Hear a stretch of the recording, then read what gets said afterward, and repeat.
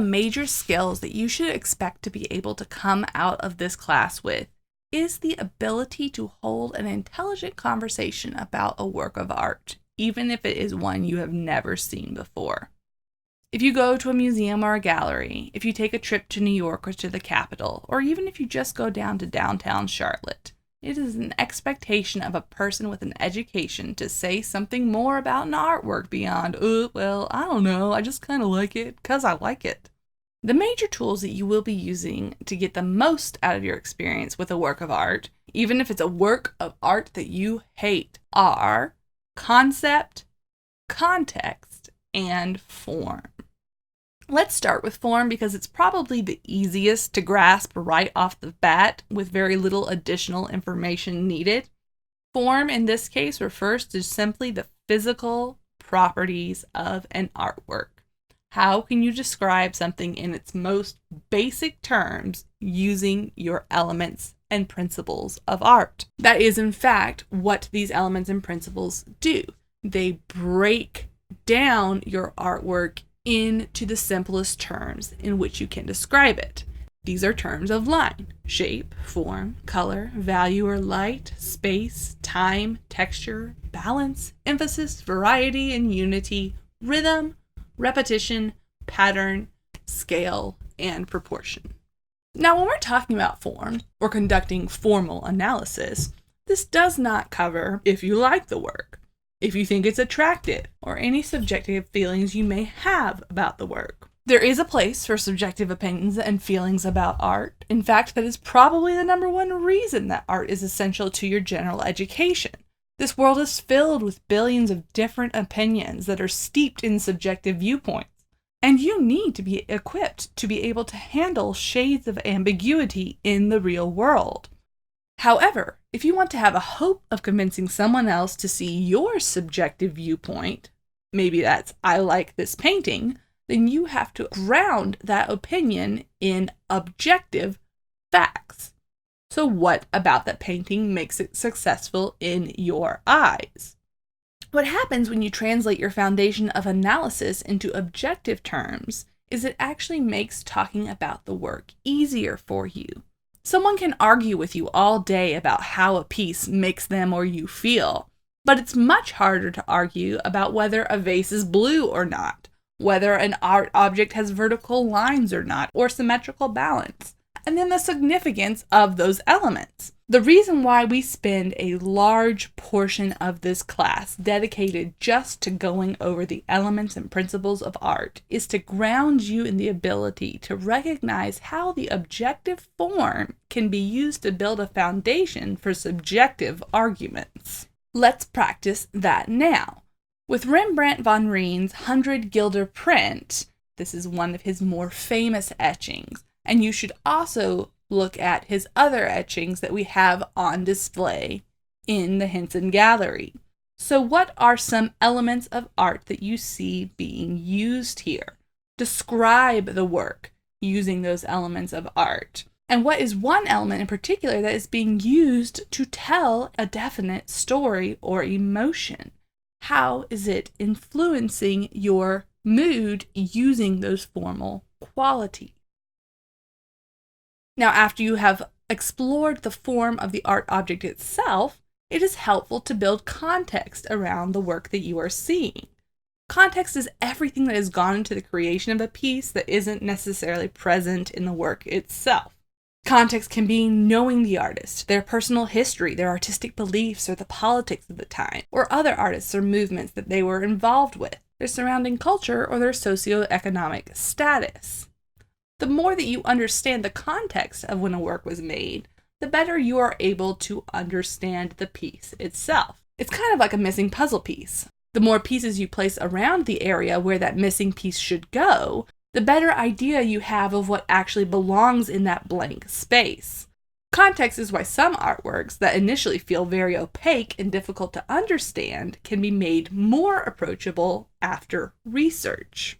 Now let's consider an artwork that is perhaps a little bit opaque upon initial understanding, especially if you don't have a thorough background in modern art. This piece is highly abstracted and can be difficult to make a visual connection to. What I want from you then is to spend some time with your participation questions answering what is your initial formal analysis of this work. What I want is your gut reaction and responses. You're not even going to have the artist. You're not going to have the title. All I want you to do is look at this piece, and based on what visual elements or principles that you see, how does that tell a story or create a mood or idea for you? Go ahead and pause the video so that you can do this analysis thoroughly. And then when you are finished with that, come back and I'm going to give you some context and then see how that now influences your analysis. So this artwork right here is by Pierre Mondrian. He was a French artist who, during the 1940s, because of the Second World War and the bombing of Paris, left Europe to come to New York City. When he did this, he was struck by the contrast of New York City life to what he knew in Europe, especially considering the Broadway scene and the highly densely populated streets of electric lights and cars that pervaded the area. New York, truly being the city that never sleeps, influenced Pierre Mondrian to create this piece, which he entitled Broadway Boogie Woogie. Understanding that context a little bit better helps you to get a better idea of the meaning of this piece. Consider how those bright primary colors, super highly saturated, are placed in a grid that resembles a street grid. Think about how the people are moving busily in New York. So many people on top of one another that often it's described as ants in their dot-like composition. Understanding context and doing a little bit of research helps to have a richer understanding of this artwork. And those ideas that we see are what we call the concept, the ideas or messages in an artwork.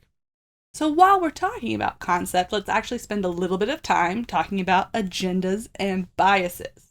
Everyone has an agenda, and everyone has biases. It's a completely natural thing, and it's neither good nor bad. It just is. It's just a quality of being human. It's how you let your agendas and biases rule you, or the types of agendas and biases that you pick that can be used for good or ill. So it's always a good thing, anytime you are given any information of any kind, whether it's artwork or the news or anything, for you to stop and say, okay, what's the agenda here? Do I agree with that underlying agenda? Do I see what's at play to influence me? For my own personal reasons, this is why I don't rely heavily on textbooks for this course. I want to be in charge of the agenda. I don't want the stale voices that perpetuate systems of power exactly as they have been, the voices that write many of our textbooks, to be the overarching voice of this class. Textbooks reinforce the systems of the institution rather than challenge it, or else the institution wouldn't pay for them. And I want us to look at art that means something to us today. I want to look at art that is challenging and relevant and maybe can make you cranky or uncomfortable at times. That's one of my agendas in this classroom. So I am going to be biased against texts that present only one kind of art that serves one kind of audience. Now, perhaps the hardest thing to talk about in a work is the conceptual content, or what that artwork means, especially when we are talking about highly abstracted art that has been in vogue for more than a century. It's kind of ironic that concept in art is so hard to talk about, because the concepts or the ideas behind artworks have actually become more important to fine artists than form in the past 100-ish years. Think about that for a second now. Actually put a pin in that and hold on to it, because we will be back to that sentiment before this lecture is over. What makes concept so exceptionally difficult, especially for people who have not taken any art appreciation classes, is it is completely subjective. Even if an artist definitively writes a statement on their artwork saying exactly what they say it means, there is still room for you to come back and say, you know what? I think I disagree. And you may actually have a valid point. So it's not enough to only talk about what something means in subjective terms. That's why you have to use your objective tools like the formal analysis or the context to support your argument, is no longer good enough, even in the case of something like a completely blue painting, to say, I just like it because it's good, or I hate it because it sucks, because that's not an effective argument. Rather, what you can say about this work is because of the history of blue pigments as a difficult to obtain substance for thousands of years, I can understand that Yves Klein is communicating about cultural values of beauty and rarity in his work, even when it's just a blue canvas. And you will be able to say this because we cover the history of blue pigments in our lecture on medium, and it is fascinating. So let's apply these ideas now to one of perhaps the most notorious works of art in the past century, which, if you've never seen it before, you are probably a little bit confused about what you're looking at. But hold on. Let's see this through, because this one artwork right here that we are looking at is the reason we approach art the way we do even today. This right here is Marcel Duchamp's Fountain.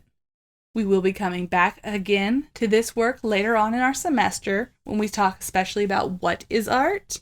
But formally speaking, for your participation question, what do you see? Do you recognize what this object is? And what do you think making it a work of art might mean?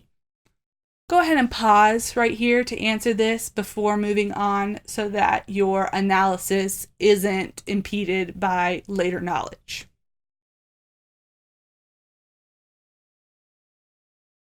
Now that you've done those answers, let's apply a little context to that situation and see if your understanding changes a little. This is from 1917, and Europe, where Duchamp was born, was a powder keg currently being blown to pieces. As the old ages of nationalism were starting to give way to reforms that focused more on the needs of the many rather than the privileges of the few, a group of artists banded together in Switzerland as refugees from their home countries to form a group called the Dada. This word literally means nonsense. If you read their manifesto, they're talking about the babbling of the world as da da da da da da da, and what they want more than anything is to expose these structures of the art world and what the art world represents, established religion, politics, class systems, etc., for the nonsense that they believe society to have become. So Duchamp, who was a classically trained painter and was accepted into the Académie Julienne when he was 16, submits a urinal that he found in a construction site to a Paris salon. Now, he meant this action as a protest, and probably himself had no belief that anything substantial, let alone revolutionary, would come out of it. But the thing is, it was accepted. And there in 1917, before your great-grandparents were probably even born, amidst the work that was the best of the best, pieces by Cézanne, Picasso, Rodin, there sat a urinal. And this one tiny action changed everything. It sent shockwaves through the art world that we feel to this day, because by putting a urinal next to a painting, the curator of that salon said that there was something inherent in that urinal that gave it the same value as any other artwork, something that could not be touched or seen, and that thing was the ideas that accompanied the work and the conversations it generated, aka the concept. So bearing that in mind, let's jump back to what I said earlier, that it's kind of ironic that concept in art is so hard to talk about, because concepts or ideas behind artwork have actually become more important to fine artists than the form, largely thanks to Duchamp's work. And what that does is bring us to a weird disconnect that I want you to be thinking about throughout the course of this class. Duchamp's Fountain is a fun story to learn, and it's a fun one to share. And we will be talking about more stories like that throughout this course. But did you actually feel a connection to that image of the fountain before you heard its story? Do you have trouble relating to artworks like that or the one you currently see? This class is going to change the way that you look at the world. And that's one of the wonderful things about college, is it opens you up to things you didn't realize you were missing. But what if you didn't take this class? What if you didn't go to university? Have you ever thought about how you relate to the art world as it exists today? The fine art world, what is in your galleries or museums, is a fascinating place. But we are going to spend some time looking at the cracks and flaws of that structure. One of the most glaring being, who is fine art supposed to actually be for? Is what we see in galleries and museums something the average person can access without having to take a class like this one just to decode it? What does it mean when there's an entire industry, an academic field, and system of communication that is meant to speak for and be accessed by large swaths of humanity, but fails at the same time on many levels to engage those same populations? You're going to get a lot of questions like that in this course, and I'm not necessarily always going to answer them for you, because that's what art does. It asks the important questions. It doesn't always provide the solutions.